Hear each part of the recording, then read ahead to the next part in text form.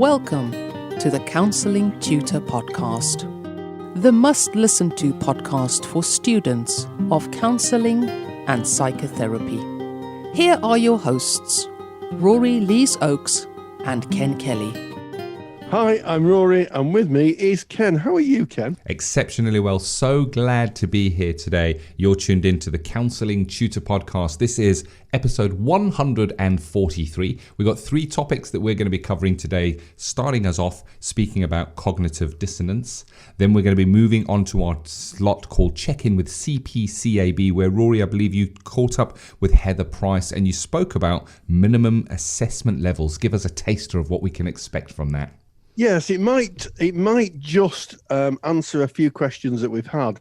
Why sometimes different training providers who are using the same awarding body ask different things from their students, and Heather outlines that very well. Thank you very much. And then we're going to be closing episode 143 by dipping into Practice Matters for our qualified practitioners, where we have a guest. Her name is Carole Henderson, and she's going to be speaking with Rory about the grief recovery model. So let's start off episode 143 with cognitive dissonance, Rory. Yes, it's a psychological idea that sometimes isn't taught in counselling courses, but I think it's very, very useful. It's a theory that was put forward by a researcher and psychologist called Leon Festinger. And he carried out what could be thought of as the most bizarre psychological experiment that was ever undertaken.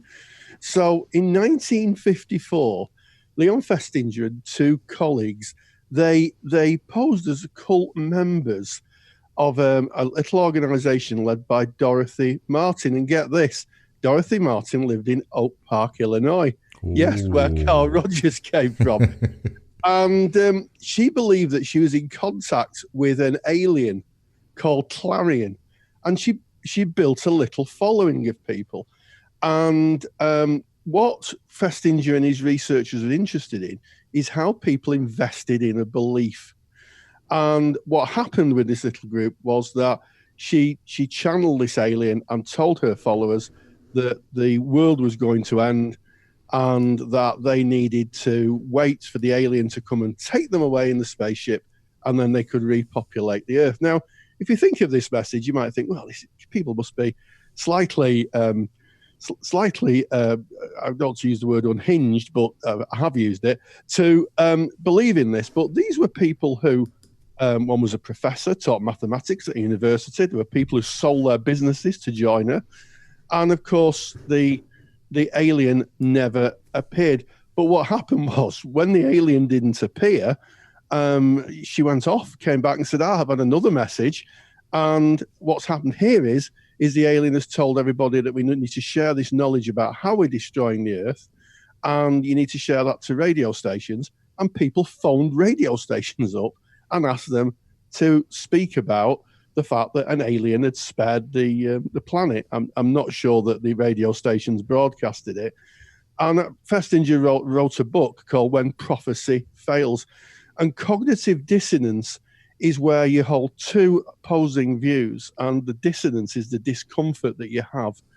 And we see this sometimes when we're working with clients who may be in abusive relationships, when they want to leave, but they use reinforcing ideas to stay. So through the years, I've heard things like, yeah, but when he's not drunk, he's really lovely, and he always buys me flowers. Or, yeah, I know when she's not using drugs, she's lovely and she's really kind to the children. And what happens is that people buy into something in such a depth that they cannot actually see the truth of their situation. And part of being a therapist is to help them see the entirety of their situation. And cognitive dissonance is really, really useful as a term and a frame of reference to be able to give a bit of a theory to why people act in such a way. And in fact, cognitive dissonance is the underpinning of what we know as Stockholm Syndrome, this idea that sometimes people just fear the truth. They don't want to see the truth of their situation. Yeah, I pulled up a bit of a definition on this because you mentioned at the beginning of this, Rory, that it's not something that is readily taught on counselling courses. I think it should be because it's a very interesting theory, and that the I guess a brief overview is cognitive dissonance refers to a situation involving conflicting attitudes, beliefs or behaviors. And this produces a feeling of mental discomfort, leading to an alteration in one's attitudes, beliefs or behaviors to try and reduce the discomfort and restore the balance. So when you were speaking about the aliens were coming, I guess within the people there was maybe a little bit of a seed of doubt there going, I wonder if aliens are really real and I wonder if they really are coming. And the cognitive dissonance is kind of looking for evidence to kind of quieten that other voice so that there's not this internal dialogue going on. And as you quite rightly did, Rory, you kind of link that into what we might see in therapy, abusive relationships, somebody coming in and they're conflicted inside. They may love the person that they're with, but at the same time they're in an abusive relationship. So they have these conflicting beliefs within themselves and they're looking for a way to rationalize it. They're looking for a way to justify it. And it's tough. It is tough. And what I would say is that it's easier to change perceptions than beliefs. You know, if we here in the UK, we have football. If you're listening, maybe in the US, it's called soccer. And we have two teams, certainly in my part of the world, Manchester United and Manchester City. And, you know, if you have a lifelong Manchester United supporter, what would you have to do to get them to want to support another football team, another soccer team? And the answer is you'd have to do a heck of a lot, because once people believe in something, it tends to become ingrained. So the therapist's work is to work and try and help the client see the entirety of their situation, not just the part that the kind of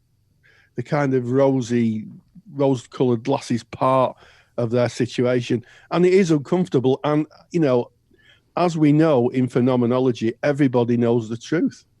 Yeah. You know, it was John Schleen who said, you know, we might have denials, cover-ups, lapses of memory, but we are the ultimate source. And what he was saying in that little bit of a quote there was that underneath all these defense mechanisms, we actually know what the situation is.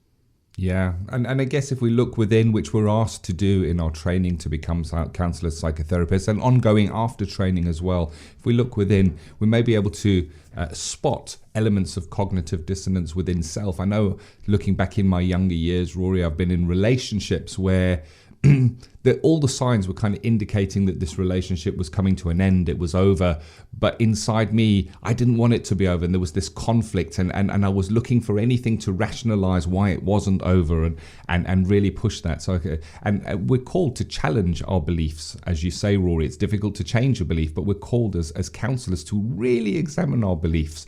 And I guess that's a tough ask of us as counselors and psychotherapists. I think one of the more difficult things of becoming a counselor, certainly more difficult than learning the theory for me, was examining my own beliefs and realizing they were just that. They were beliefs that I held. They weren't necessarily truths, although I may have called them truths, my own truths. Yes, absolutely. And this theory is sometimes called buyer's remorse, where people have bought something, it's quite expensive, and they look at it and they go, oh, you know, I bought these Gore-Tex walking boots, and they were £200. And I've spent a lot of money on it. And then what happens is there's this process saying, but they're Gore-Tex, and they've got a Vibram sole, and they've got they've got this outer supporting ankle structure, and they've got this, and on to justify getting rid of that feeling and buy into the belief. It's something that happens, I think, to all human beings, and I think it's a fascinating process. £200, Rory.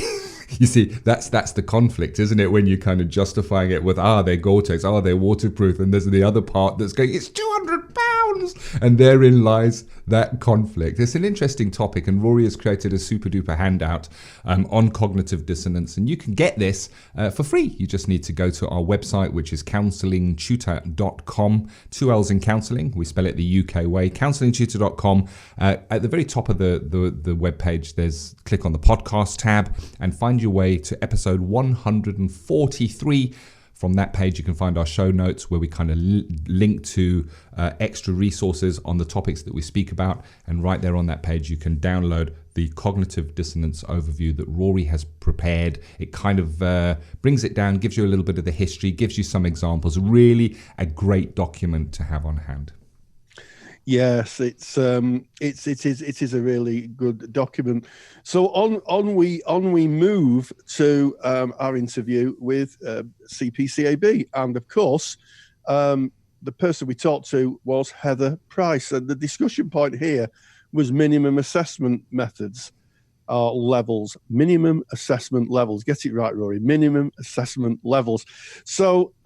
One of the interesting things, this comes up in our Facebook page a lot, and if you're not a member of our Facebook page, if you go to Facebook, if you type in Counselling Tutor, you'll find us. We're a closed group, but hey, knock on the door, we'll let you in, and you'll find thousands and thousands of like-minded people studying counselling. There's some tutors in there, there's some supervisors in there, there's some qualified colleagues in there. Come on in, join the party, post your questions.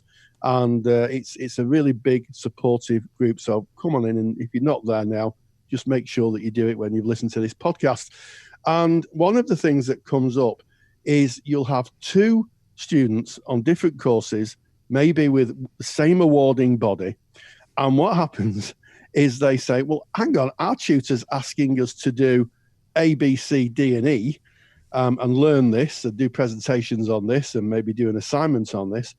But your awardee, your trainer and your training organisation isn't asking of this. Why is that the case? And Heather outlines there are minimum assessment levels, and that centres are at, centres can just increase the level of knowledge that they want their students to have. And she outlines that really accurately. So it's well worth a listen. And I think it's going to put a lot of people's minds at rest. Well, let's check in with CPCAB. Check in with CPCAB. And we welcome Heather from CPCAB. Welcome, Heather. And you're going to be talking today about assessment requirements, how qualifications are assessed. And you're going to be talking about the minimum assessment requirements.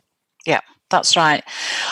I think there's sometimes some confusion, Rory, over what we as the awarding body require and what each individual centre might require.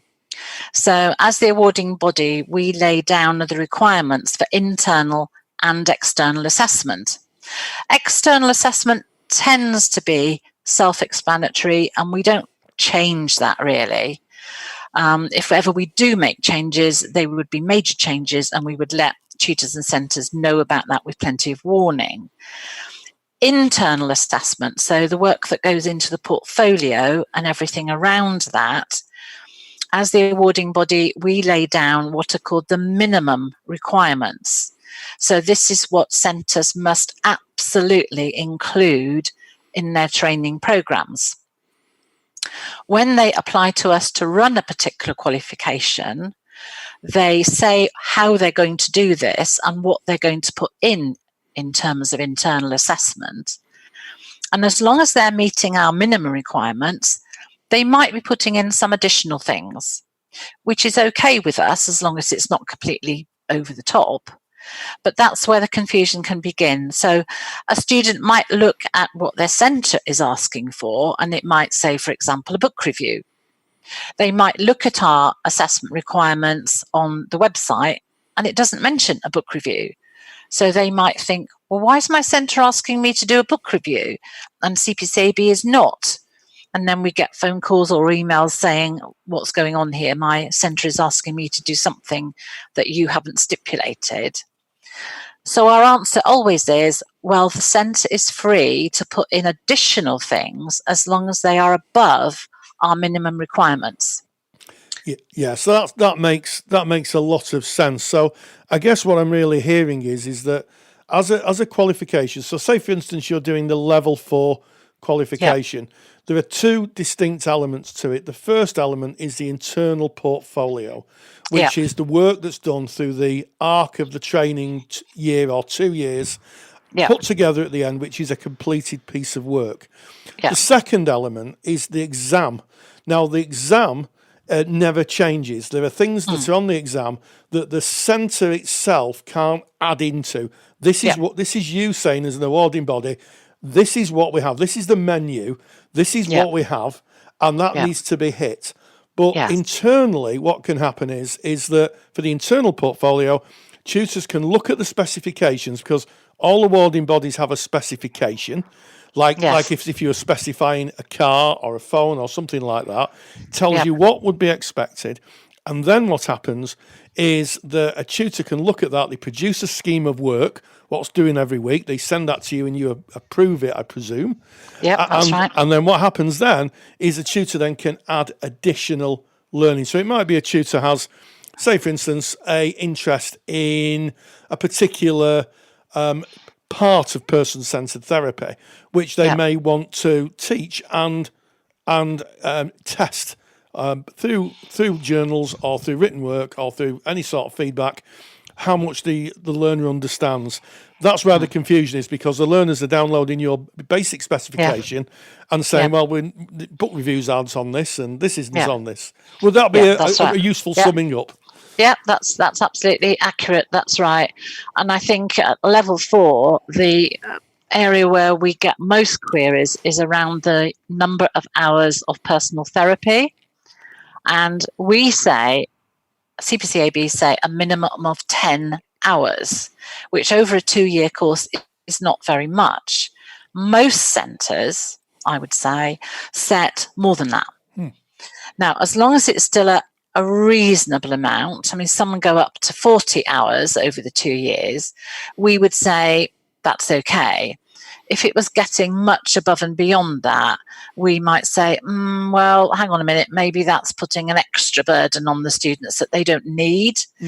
But equally, if it's just 10 hours asked for in the centre, some people might think, well, that's not very much, but they are adhering to our minimum requirements. And we set that because, although it doesn't seem very much, CPCAB never wants to disadvantage any students. And if we set the minimum as 40 hours, that could put a heavy financial burden on students, and it's not our role to do that. So we set an absolute minimum of 10 hours. The centre can ask for what they want, as long as they've written that clearly in their handbooks. Yes, and I guess that they've clearly articulated that at any initial meetings they may have with learners who before they sign on. It has to be clear and transparent. This is the course, this is what's being asked for, and these are the elements of the course. Everybody who sits on that chair on the first day of term should at least have been told what the elements of the course are. Yeah, and we always ask each centre when they're running a new qualification with us for the first time, in addition to providing their scheme of work, they provide to us a schedule of assessments. So we can see how the assessments pan out over the 2 years. So they're not all bunched together in one place, which would be very difficult for students, difficult for tutors to mark if things were coming in too close together. And in that, we can see what they're setting. So they might choose, for example, let's say, to set an essay at the end of each block of learning. So if they're integrating different theories, they might say, well, they want the students to write an essay at the end of a block on Gestalt or end of a block on TA, then maybe another essay on integration towards the end of the course. We don't specify those kinds of things, but that's fine for the centres to do that. But again, we'd be looking at the schedule of assessments. And if there was an essay every fortnight of, 3,000 words, we might be saying, well, that's a bit too much in with everything else they've got to do. Yes. Yeah, so putting my teacher's hat on, the summative and formative assessment, and having a as-you-go assessment plan. So it wouldn't be right to teach the whole of the course and at the end say you want a dissertation of 20 or 25,000 words. Because that would be completely overwhelming and it's not within the spirit of an NVQ qualification anyway. No, that's right. So what I'm hearing, and it's quite, I have to say, Heather, it's very reassuring that what you're saying is that we're not telling the tutors how to teach. We're not telling the tutors how to assess. But what we are is we're putting requirements down so we can see a smooth flow and completion of tasks as they come up, and that everybody at all stages, you, the tutors, the learners, know exactly what's being assessed and when it's being assessed. Yeah, and ideally that assessment schedule should go into the handbook that's given out to the students at the beginning of the course, so they can see exactly how the assignments and assessments fall throughout the year or the 2 years, and so they know, oh, I've got to get that essay done by then, I've got to get that case study done by then. So again, there's no excuse for leaving it all to the last minute. I think learning reviews is the other area where people tend to get a little bit confused and not sure. We say that learning reviews have to be written, and preferably they have to be written every week. But we don't say how often they need to be given in. That is up to the tutor running that particular qualification.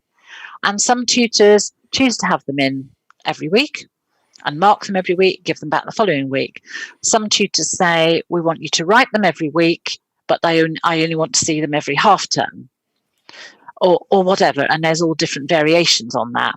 And again, that's something that's up to the centre. Our minimum requirement is that learning reviews are written on a regular basis. So would these be, when we talk about learning reviews, would they be commonly referred to as learning journals? That's something that comes up, where you may have to hit 3 or 4 criteria and do a review like that. Yeah, I mean, our name for them is learning reviews, but sometimes the centres call them learning journals. I think we moved away from the name journals because it kind of suggests more of a sort of diary. And most tutors don't want to know that student walked the dog at 7:30 in the morning and that kind of thing. It's much more about their learning, reviewing the learning of that day or that evening's programme in class, what they've learnt from it that they might be applying in their own lives, at work, in client work, depending on the level.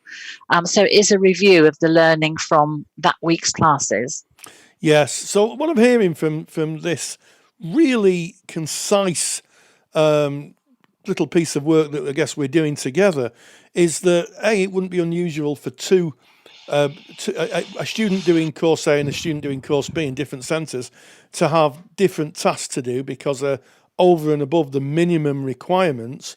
A course tutor can ask for a little bit more, and it wouldn't be unusual for maybe how learning reviews or assignments are marked for it to be different in different centres. What is important is that as CPCAB, you have the overview on the way each centre operates and can offer guidance if you think they're doing too much or I guess too little. Yeah, that's right. And I think on a previous podcast, we talked about the external verification visit and what's that external verifier doing. And that's what they are doing, is making sure that the minimum standards are adhered to. So, for example, at level 4, the students have to do 2 case studies on real clients, not classwork on their peers, although they can certainly do one as a practice, kind of like a mock, but there has to be a minimum of 2 case studies on real clients. And that's one of the things the verifier would be checking for. So, yeah, that's our overview of what's going on. Are they adhering to our minimum requirements, and are they doing what they say they're doing in the handbook? Well, I think that has been a very concise explanation of assessment requirements. I know it causes a lot of confusion with students, certainly if they meet someone, certainly with the social media now, someone doing a course in Aberdeen and someone doing a course in Basingstoke and someone doing a course in Manchester may very, very well have their learning experience may be different, but to know there's a minimum standard, and also there's an eye on the maximum. You know, you were saying about not making people have 200 hours of personal therapy. You oversee that. Yeah. So that's been really useful. So Heather, as always, thank you very much. Thank you. Check-in with CPCAB is proudly sponsored by CPCAB, the only awarding body run by counsellors for counsellors. To learn more about CPCAB qualifications and to get more detailed information on today's podcast topic, visit cpcab.co.uk. Well, there you go. I think that Heather's really outlined that well. And, if you're being asked in your course to do things maybe that someone else doing another course with the same awarding body, and this just isn't CPCAB, all awarding bodies would work this way. That's the answer. There's a minimum assessment, and then tutors can teach above and beyond that. Well, thank you very much to Heather and to you, Rory, for that. Moving on to Practice Matters, where we kind of delve into what we might come across in practice and the area of continuing professional development, or CPD. And today we have a guest. So we're very privileged to have Carole Henderson, who from Grief Recovery Europe. She's the managing director of that company, speaking about the grief recovery model. Now, I want to be clear here that CPD is about expanding your horizons. Now, Carole is not a counsellor. She's not a therapist, and she doesn't profess to be so. What she has done is she's studied the grief recovery model, which is delivered not necessarily by therapists, but it has great therapeutic application. So as counsellors, as psychotherapists, we need to broaden our horizons slightly to know what's out there, to know what is available for our clients. And Rory, you met up with Carole to have this chat. Yes, well, it's the second time I've spoken to Carole. I had the pleasure of speaking to Carole. And I first spoke with her, I think, about 5 years ago when she was just starting out with the grief recovery method. And on our catch-up, as you can hear, it's developed and matured, and she's now running an organisation that provides a course on how to overcome grief. And I think I'd absolutely agree with you, Ken, that sometimes we've got to look a little bit out of the box when we come to gaining our skills. Up until recently, therapy has been the kind of bastion of counsellors and psychotherapists. But it's interesting that there are models being developed that can be delivered by lay people who've not got counselling qualifications, and they're very effective. So it's well worth a listen. And in terms of grief, which has always been, I won't say a contentious issue, but what I would say, it's an issue where therapists really sometimes get confused about which approach is best for working with clients who are kind of experiencing grief. I think this is a bit of a breath of fresh air, and may very well be a very useful model for practitioners to adopt. Practice Matters. And I'm with Carole Henderson, who is a practitioner and I guess the founder in the UK of the grief recovery model. So just tell us a little bit about this unique model. Thanks, Rory. The grief recovery method is a step-by-step action program, and it leads people through certain tasks in a given order in order for them to be able to let go of the pain following any form of grief or emotional loss. So I'm guessing that this is a structured program. Yes. As opposed to just a listening ear. This is something that people can get involved in and access their own recovery. Absolutely. We describe it as education rather than therapy. So although doing it is undoubtedly therapeutic, we're actually teaching people a set of skills, and that's the core difference, really. We're showing people how to help themselves with a set of tools that they can then reuse afterwards for future losses as well. Yeah, I think that's very interesting, because traditional methods have relied a lot on listening skills, which are important, and just a reference to theories. But I can't think of a model which actually asks and engages someone in a kind of step-by-step process. That's pretty unique, isn't it? It is very unique, and I think that's why it has taken off so well.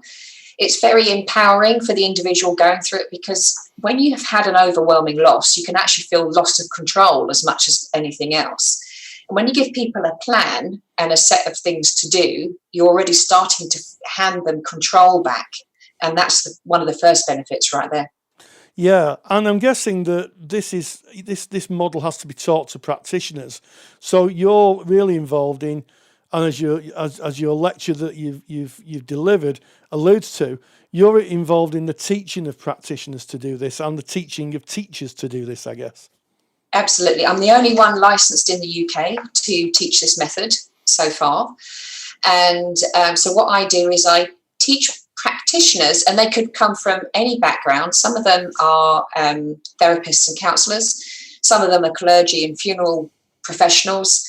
And some of them are people who've been through extreme grief themselves and found that nothing else worked, this did, so they want to share it with others. So we have a whole range of people that come along to that training.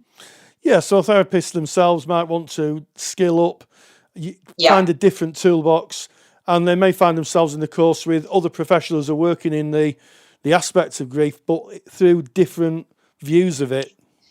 Yeah, different angles, so many different angles. I've worked with people, financial advisors, for example, often dealing with people at very hard times in their life, to funeral celebrants, interfaith ministers, and everyone, complementary health professionals, literally anybody who is in a caring profession will say this sits really nicely alongside what I've already had. It's one of those sets of tools that sits nicely and plays nicely alongside all the other toolkits that are out there. And the lecture that you've delivered, how does the content would think to inform someone? If someone's watched your lecture, what do you think that they may take away from it? I think they'll get a better appreciation of the fact that there is a different option out there from more traditional routes, and how that will be different for their clients than the traditional talking therapies. Because the traditional talking therapies can do wonderful things. The grief recovery method can do wonderful things. And sometimes, depending on what needs to be achieved, one or the other will be right. So I think at the end of that lecture, you'll have a better idea on maybe when you might like to refer to a grief recovery specialist and when you wouldn't. Oh, so I think that's a really interesting point. So there may be that you give an insight into when traditional therapeutic interventions may not work, and there may be a principled referral to someone who's been trained in this model. Absolutely. I think counselling is wonderful for discovering why we feel stuck, why we feel a certain way, what's going on. In recovery, everyone that I work with already knows why they feel a certain way, because something bad happened. So cutting to the what do I do about it bit is where the grief recovery method is really useful. And that's where a counsellor might find that their existing toolkit isn't adequate because they haven't got something that they can say, and now do this. Not saying that's all the time, but certainly that's the comments and feedback I've had from counsellors and therapists who have done this training as well, and who offer both. Now, one of the things that I was drawn to when I looked at this model was there's a plethora of research out there, certainly in the States, because this is where this model came from. What does the research kind of outline and tell us? The research tells us that behaviours like drinking, smoking, gambling reduce having done the grief recovery method, and behaviours like meditating, prayer, exercise, and randomly shopping, one could argue whether that's a good or a bad one, increase after doing the grief recovery method, which I found fascinating. So it's not only that people report feeling better, is that their actual behaviour changes as a result of doing this program. Yeah, it sounds like people become less introspective around what's happened to them and more engaging in the outside world. You know, we had a nice smile at shopping, but shopping very much is a social, getting out, visiting places, and it's a kind of social dialogue, isn't it, that people have. I'm going shopping, I'm going out with my friend, I'm going to wherever I'm going. And I would describe it as they're living again rather than existing. Yes. So they're re-engaging with their own life. And that's my mission, is to help people re-engage with their own life rather than just get through the day. And I think that's a wonderful affirmation, because, you know, with loss and grief, and I'm sure there'll be a lot of people listening to this, may very well be just trying to get through the day. But as you say, re-engaging with your life and getting back onto your life track and living your life is a healthy part of the human condition. And I think it's interesting that when you talked about the behaviours that the grief recovery method reduced, such as gambling, smoking and drinking, they're all pretty self-destructive. If they're done to an extent, one could argue smoking's pretty self-destructive per se, I have to say that. It could be seen that they're quite self-destructive. Absolutely. And the research pointed, the reason it seems to work is because it addresses knowledge, attitudes, beliefs and behaviours. So all of those. And because it taps into each of those, that's why it actually makes this concrete, measurable difference. Which is awesome for me because I've been doing this for 10 years and kind of know just that it works. It's wonderful that a bunch of scientists in the US have said, yes, it works. And this is why it works, because it helps those people who like to have the stuff going on up here go, oh, okay. Yeah. It's kind of it can work. It's kind of like the research has validated or informed your lived experience that you knew it, but now there's clear evidence that everybody else can find out about it. And they don't necessarily have to go through it in order to realise that it works because the scientists have saved them doing that problem. Well, I mean, I think that's fantastic. I'll pick up on your earlier comment about wanting to help people live happier and more fulfilled lives. I paraphrase there, but I think that's a wonderful mission that you're on, Carole. And Thank you. I think that's fantastic. And I hope everybody enjoys the lecture because I've seen it. And I have to say, it's jolly well worth a watch, mainly due to that new perspective, taking on a new perspective, a new set of ideas. And also, I think, being ethical towards your clients. If you can't work with it, then knowing there's an actual model that works and referring on is excellent. Absolutely. And in the same way, we refer back as well, because there are an awful lot of things outside the scope of the grief recovery method. And then we refer back to counsellors and therapists because we say that's beyond us. We're grief recovery specialists. We're not counsellors and therapists for the most part. Yeah, so there's some kind of synchronicity between the practitioners and the therapists. Well, as always, a pleasure to speak with you. And I look forward to the time we speak again, Carole. Thank you very much. And you. Thanks, Rory. Big thank you to Carole Henderson and to yourself, Rory, for that interesting topic. And Carole has created a lecture for us, and that is available through our paid for resources for our qualified practitioners. Basically, it's a bank of CPD lectures. They are online, they are on demand, they are formally presented lectures with learning outcomes on a range of topics to kind of broaden your horizons. And we call it Practice Partner because it really is your practice partner supporting you in your practice. And if you're interested in having a look at our online on-demand CPD lectures, you can find more information of that by just going to CounsellingTutor.com.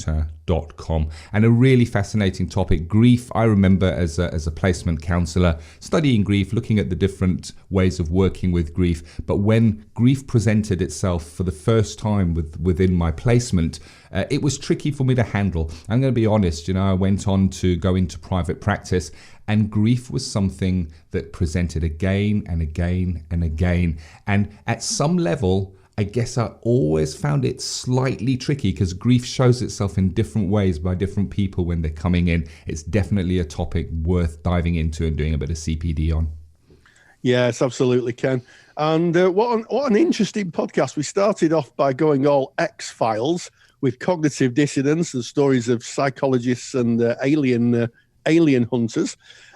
Then we went on to speak with Heather at CPCAB about minimum assessment levels. And then finally, we had a wonderful interview with Carole Henderson talking about a different model of working with grief. What a great episode. And as always, stay grounded and stay safe. Take the stress out of your counselling studies and get the support of Rory and I by joining us in the Counselling Study Resource. Counselling Study Resource, or CSR for short, is the world's most comprehensive assignment guidance and study support resource for students just like you of counselling and psychotherapy. See how Counselling Study Resource can help you. Visit counsellingtutor.com. That's counsellingtutor.com. Thank you for listening to the Counselling Tutor Podcast. Find the show notes for this episode on our website at www.counsellingtutor.com.